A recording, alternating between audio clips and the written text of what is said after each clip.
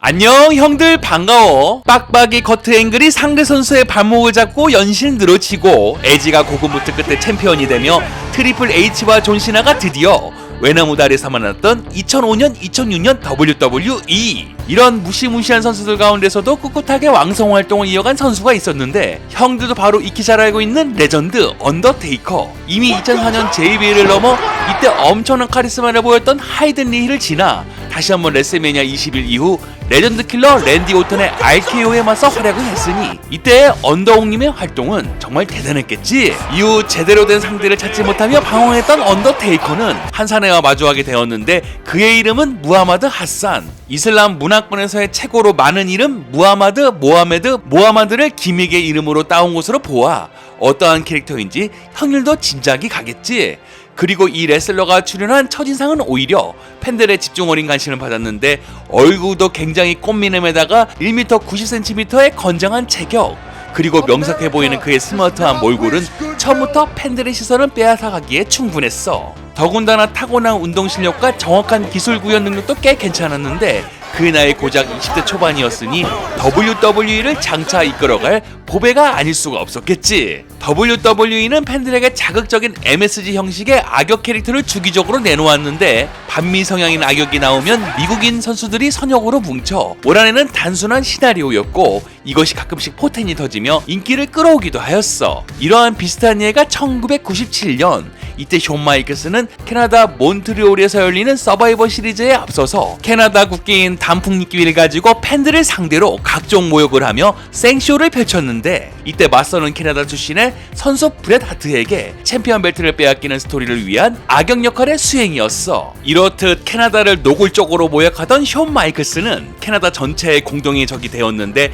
이외에도 아랍계인 아이언 시쿠, 소련 기믹이었던 니콜라이 볼코프나 보리스 주코프 등이 이런 기믹에 해당되었어. 그리고 또다시 이 카드를 WWE가 들며 그 악역을 무하마드 하산에게 맡겼는데 아차차, 이게 치명적인 실수가 될 줄이야. 처음 데뷔부터 매니저 디바리를 대동하며 빅쇼를 내다 꽂으며 주요 거물들을 잡아내었던 무하마드 하산. 그리고 이 여세를 몰아 6월 30일 스맥다운 챔피언십에서 하산은 베나와의 경기 도중 갑자기 뜬금포로 언더테이커를 기습하며 이 둘의 앙숙관계의 시작점을 알게 되었어.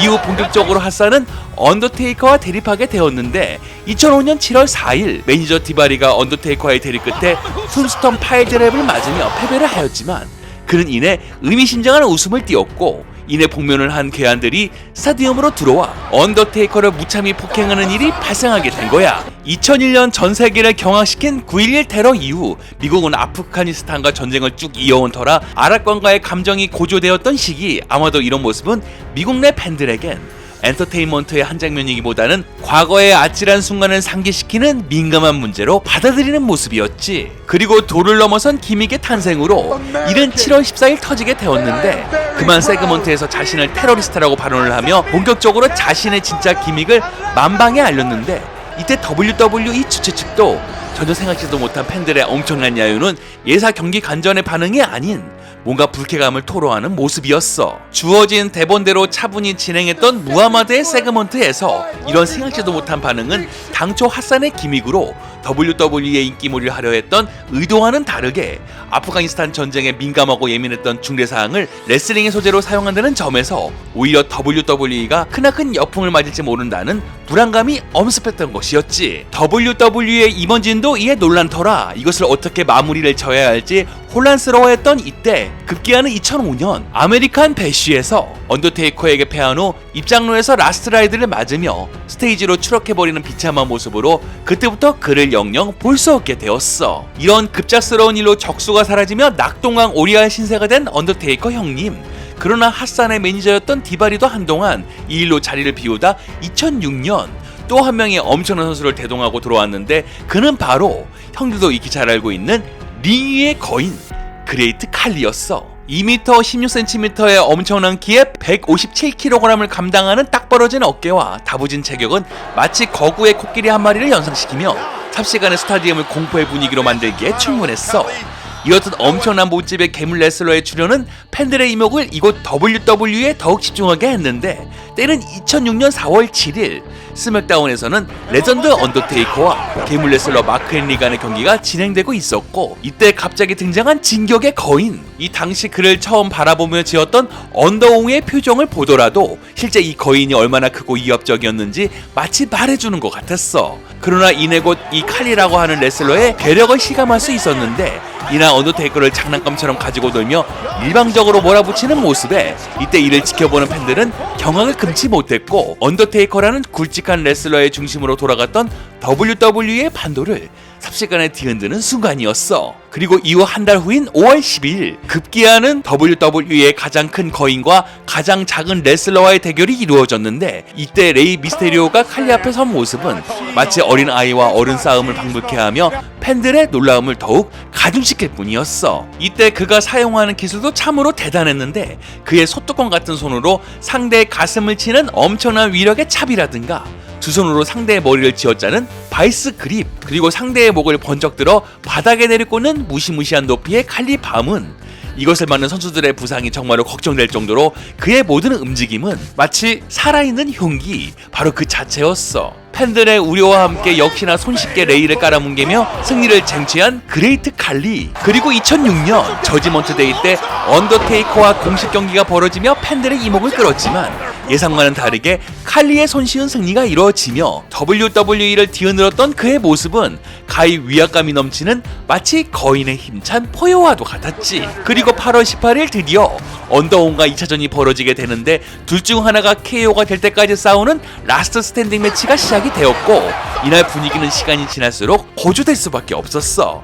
이날 두 레슬러는 철제 계단 및 의자를 과감히 이용하며 엄청난 난투극을 벌였고, 언더옹의 체어샷과 계단샷으로 결정타를 맞고도 몇 번을 다시 일어나는 칼리의 모습에 경악을 금치 못했던 관중들. 그리고 마지막 언더테이커의 회심의 초코슬램이 장렬하며 WWE를 대표하는 두 거물 레슬러의 대결은 이렇듯 언더테이커의 승리로 마무리되었어.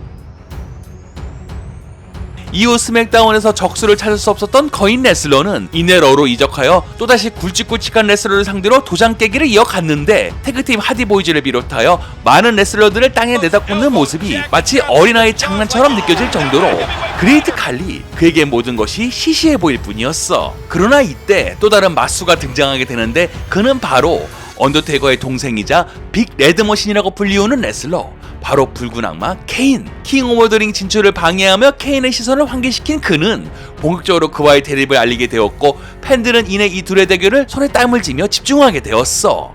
그리고 양장 간의 긴장감은 절정에 올라 이때 1년의 가장 큰 축제인 레슬매니아 23이라는 외나무 다리에서 드디어 만난 두 선수. 이날 엄청난 무게의 칼리를 들어매치는 케인의 모습에 팬들은 경악을 금치 못했으나, 바로 이어진 초코슬램을 과감히 뿌리치며 자신의 괴력을 다시 한번 만방에 알린 거인 칼리였어. 이때 월드 헤비웨이트 챔피언을 따는 에지가 부상으로 챔피언 자리가 공석으로 남으며 이 벨트의 주인을 가리는 15인 배틀 로얄에 참가하게 된 그레이트 칼리. 그리고 마지막 3명의 레슬러가 남게 되었는데, 그것은 바로 얼마 전 앙숙강기였던 케인과 이 시대의 탑스타로 발돋움한 바티스타. 마지막 칼리가 2명의 레슬러를 한꺼번에 밖으로 내보내며 인도 출신의 레슬러는 처음으로 미국 최고의 레슬링 단체 WWE의 월드 헤비웨이트 챔피언에 오르는 파란을 일으키게 된 거야. 이후 2007년 언포기분에서 다시 바티스타에게 벨트를 넘기며 그의 짧았던 챔피언 기간은 끝이 났는데, 이후 빨간 바지를 입고 나오며 선역 전환을 한 칼리 형님이 팬들에게 많은 웃음을 주며 WWE에서 계속적인 활동을 보였어. Happy birthday to you, John Cena. 2006년 존 시나 형님의 무적기미에게 발동이 걸렸고, 이때 뉴페이스가 없이 익숙한 선수들끼리 별 특색 없는 스토리를 이어가며 조금은 레슬링의 분위기가 루즈해질 그때쯤 그레이트 칼리는 이렇듯 엄청난 센세이션을 일으키며 한동안 지루해질 레슬링 판도를 크게 뒤흔들게 되었어. 2011년 거인병이라고 불리는 말단 비대증의 여파로 점점 활동이 저조해지며 방출이 되며 고국으로 돌아가야 했으나 이미 인도에서는 그의 뜨거운 인기가 하늘을 찌르고 있었는데 이 상황을 직접 본 본인도 엄청나게 놀랐다고 하지. 오늘 초반에 얘기했던 무하마드 하산은 위에서 말했던 것과 같이 초창기 WWE에서 인기가 급상승하던 레슬러였고 악역 이후 차세대 스타로 낙점되었던 앞날이 창창했던 선수였거든.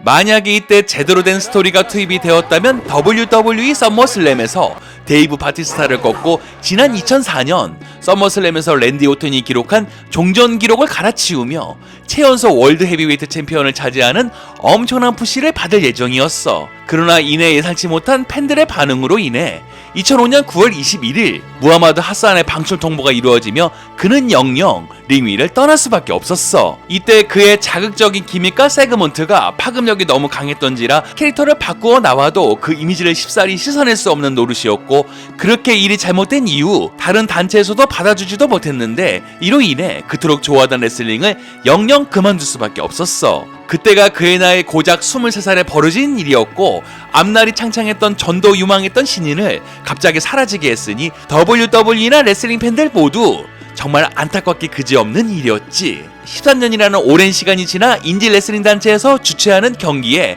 깜짝 등장하며 기관의 헤비웨이트 챔피언을 탈환하였으나 지속적으로 프로레슬링 활동을 할 수 없었던 그의 환경 탓에 안타깝게도 곧바로 벨트를 반납할 수밖에 없었던 비운의 레슬러 무하마드 하산. 하산이 안타깝게 방출이 된 이후 WWE는 반미 성향의 세그먼트나 너무 자극적인 악역 기믹을 피했고 팬들이 납득이 갈만한 스토리를 만드는데 주력을 했다고 하지. 아무튼 우리를 웃게 만들기도 하고 울게 만드는 프로레슬링, 그리고 팬들을 위해 아낌없이 몸을 던지는 레슬러들을 기관이 더욱 심사숙고하여 스토리에 잘 이용했으면 좋겠다. 맞지 형님들?